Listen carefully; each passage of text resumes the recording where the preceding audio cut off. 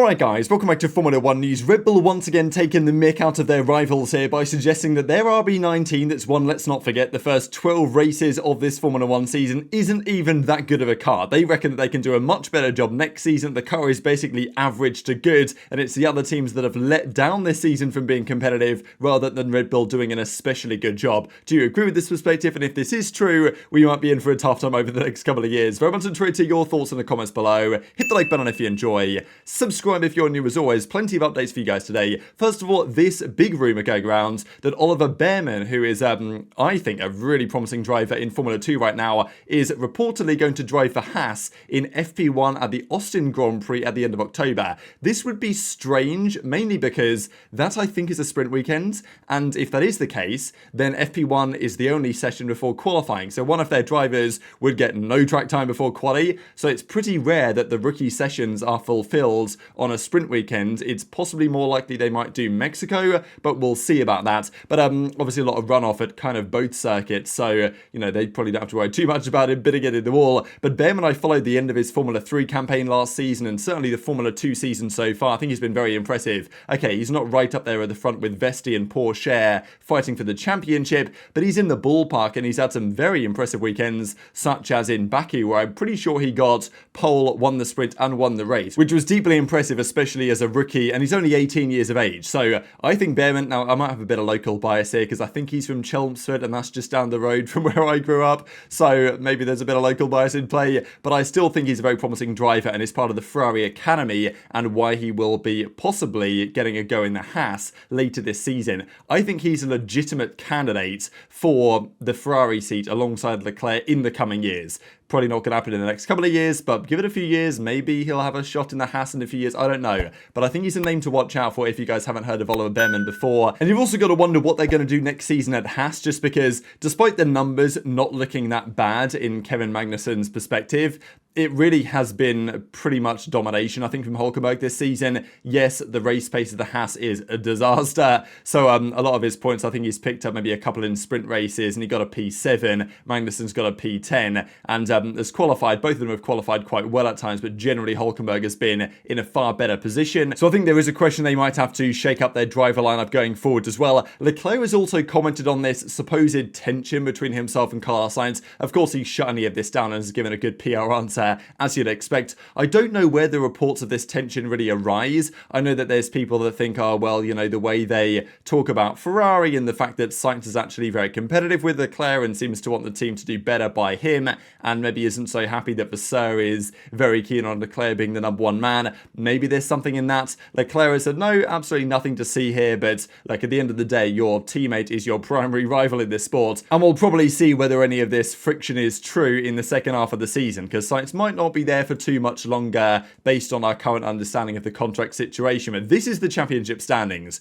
Red Bull are dominating. They could even probably get 1,000 points, maybe just about, if they win everything. Maybe they can't quite after the couple of races, especially Imola and China no longer happening. But I mean, the championship standings just look absolutely outrageous, to be honest. And is that because Red Bull have done a phenomenal job, or is that because the other teams have let themselves down? I think there is a bit of both. I would be more of the side personally that Red Bull have just done an unbelievable job, because it doesn't seem like these ground effect era regulation cars are easy to figure out, and the top teams outside of Red Bull haven't done that. Red Bull pretty much nailed it from the get-go, even though their car's a bit overweight at the start of last season, and they've smashed it out of the park this year and are on course for basically the best season ever as a constructor. Part of that's Max, but it's mostly the car, at least the gap in race pace to their rivals. So Pierre Wache, technical director over there, has commented on this and says they thought for this season they were going to be in the mix with Mercedes and Ferrari. There were a couple of regulation changes at the end of last year. They thought their advantage at the end of last year wasn't good enough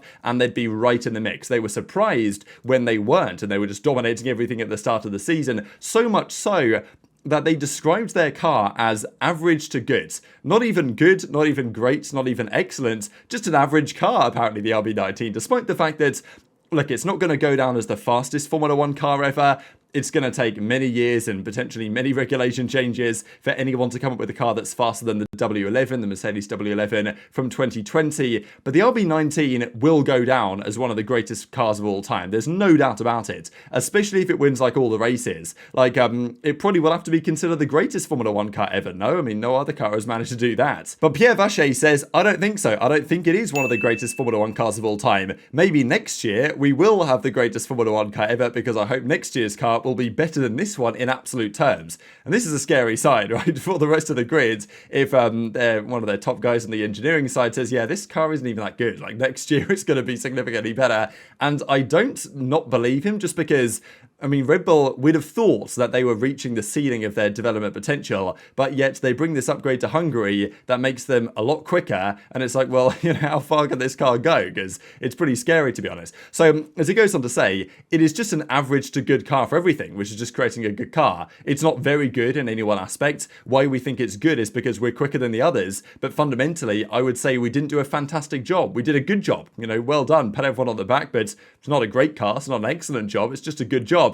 And I mean, this is a good attitude, I think, if you want to win absolutely everything, but it's a scary attitude for the rest of the grid. And it is basically taking the mick out of their competition, because as he goes on to say, I was more surprised by the others who didn't do as good of a job, I would say. That's why our expectations were different from the beginning of the year. I don't want to be modest or whatever, but when you see some teams are able in 3 races to gain 1 second per lap, it means that if you put the things together, it will be decent. It doesn't require 2 years of development. So pretty much he's looking at there, Aston from the end of last season to this season, the massive jump they made over, let's not forget, Aston the start of the season, second fastest car, quicker than Mercedes, quicker than Ferrari. And now McLaren, pretty much out of nowhere, brought a few upgrades over Austria, Silverstone, Hungary, stuff like this, and they go from being way down the pack to right in the mix for podiums, and they got a couple right in a row. Lando Norris got 2 P2s in a row. So this is, you know, I think that is a good explanation as to why it's not necessarily just Red Bull doing an unbelievable job, but it's also especially Mercedes and Ferrari getting it significantly wrong, because it shouldn't be possible for McLaren to be finishing ahead of Mercedes, or for Aston Martin really to be finishing ahead of Mercedes, both customer teams. If Mercedes did a great job, clearly they haven't. Pierre Wache explains that he doesn't even think they understand more than others, they just have a better compromise in their car. In terms of like aero characteristics, they can run it at a best spot, like mechanical grip versus the stiffness and the suspension setup and all this stuff. They he even gives a fair few other clues here as to how they've developed the car for some slightly better compromise. And this is now what those other teams have to figure out and try and deal with, because Red Bull reckon that they've got a long way still to go with this concept. The other teams have seemingly only just figured out that the Red Bull concept is the better approach, and Ferrari are apparently just going to straight up try and copy the RB19 for next year with a few of their own ideas and hope that it's good enough to get them some race wins. And Mercedes might have to go down a similar route. I mean, look, they say their sails are set for the development, they say they know what they're doing, but I think Mercedes and Ferrari have both admitted that there are still some gaps in their understanding, and their concept for next season is far from confirmed as it stands in terms of what direction they're going to go. So big questions to be answered there. Is it just though Mercedes and Ferrari not doing a good job? I don't really think so, just because these cars, these ground effect cars, seem very tricky to get right. You've got to get the suspension nailed on. Even getting them to work week to week on different tracks seems so challenging. Red Bull's car might not be incredibly good in any one setup, or like in anyone's situation. But if you watch Max drive it, the car just seems so easy to drive. You don't have the porpoising issues, you don't have the bottoming out issues in certain corners, you don't have the horrendous understeer and at times oversteer that the Mercedes gets in certain situations, especially the rear end, the oversteer just not complying. The Red Bull doesn't get any of that. The car is almost always perfect to drive, in clearly a set of regulations where teams are struggling to make that be the case. So while Red Bull's car might not be just, it's not insane in high speed, it's not insane in low speed or anything, it's just very good everywhere. And as far as I'm concerned, with how other teams have struggled to get their cars to be good everywhere, and Red Bull's car is good in every condition, every track surface, every type of corner, straight line speed, like everything is great. And I think that, to be honest, is pretty much what constitutes a perfect car. That might not be constituting an excellent job, as Pierre Wache says. He maybe reckons they can get better in certain aspects, but putting all those pieces together that other teams haven't done, I think is more of a, well done Red Bull than it is the other teams have really dropped the ball, because I don't think think anyone would have been able to match Red Bull the way that they're currently putting their package together. But Red Bull maybe disagree and they say, look, we can do a better job. And this is why many like Felipe Massa are saying, well, Max is just going to win everything for the next several years. And you can't really see another outcome as it stands. I think Max is going to win this year. I think he's going to win next year. I think he's probably going to win in 2025. And then it comes to 2026. We might have a different story. But I think the Massa's probably on the money here, to be honest. At least as it stands. Things could certainly change next year. And there's an argument that says Red Bull are getting slightly ahead of themselves. They keep talking trash on their rivals. I think that they probably won't get complacent, but you never really know. And if they are talking all this about, oh, this car isn't even that good, then maybe, you know, the karma demon will come down or the juju man will come down and say, look, we're going to knock you back down to reality next season, and it will make for a more entertaining championship if that is the case. Not sure it necessarily will be. Just to close out with, there was some drama about this. So Crofty, commentator for Sky Sports F1 obviously, and generally on the mainstreams around the world, was asked the question, what's his most memorable race that he commented on? What's his like favourite commentary moment ever? And he mentioned, as you might probably predict, so let's be honest, Abu Dhabi 2021. And I know people were getting really angry about Crofty saying this, and I don't know, but let's discuss it. So as he says, with that last lap and everything that led up to it, the controversy as well, then to call someone world champion, I managed to find the right words as Max crossed the line. That was an amazing sporting moment. Now, okay, it was a farcical race, farcical decision. We don't need to talk about it again. But people that are bashing on Crofty for this, I think have to understand that Crofty is a commentator at the end of the day. And, you know, as a fan, as a spectator, it's a different story. Now, amazing doesn't necessarily mean good. I mean, it was amazing in certain ways.